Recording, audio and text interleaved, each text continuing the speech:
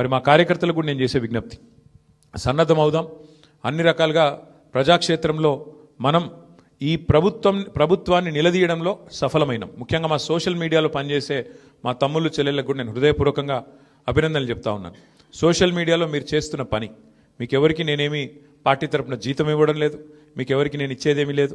అయినప్పటికీ వాలంటరీగా పార్టీ మీద ఉన్న ప్రేమతో, నాయకుడు కేసీఆర్ గారి మీద ఉన్న అభిమానంతో మీరు చేస్తున్న కృషి, మీరు చేస్తున్న పని ఏదైతే ఉన్నదో మనస్ఫూర్తిగా నేను మీకు కూడా ధన్యవాదాలు తెలియజేస్తా ఉన్నా. అట్లాగే మా పార్టీ కార్యకర్తలకు, మరి మా గులాబీ కుటుంబ సభ్యులందరికీ నేను చేసే ప్రార్థన, దీంతో మనం నిరాశపడవలసిన అవసరం లేదు, బాధపడవలసిన అవసరం లేదు. తప్పకుండా ముందుకు పోదాం. అట్లా అనుకుంటే ఇవాళ జాతీయ స్థాయిలో కూడా మీరు చూసినట్టయితే మరి కాంగ్రెస్ పార్టీ బీహార్లో తన ఉనికిని కోల్పోయే పరిస్థితి ఉన్నది. కాబట్టి ఇవన్నీ సహజం, గెలుపులు ఓటములు సహజం. దీన్ని ఏదో పెద్ద సెట్ బ్యాక్ లాగా చూసుకోవాల్సిన అవసరం లేదు. తప్పకుండా మరింత బలంగా వద్దాం, ముందుకొద్దాం. ఒక రబ్బర్ బంతిని గోడకేసి కొడితే ఎట్లయితే తిరిగి బలంగా వెనకకొస్తుందో అట్లా మనం కూడా తప్పకుండా తిరిగి వెనక్కొద్దాం.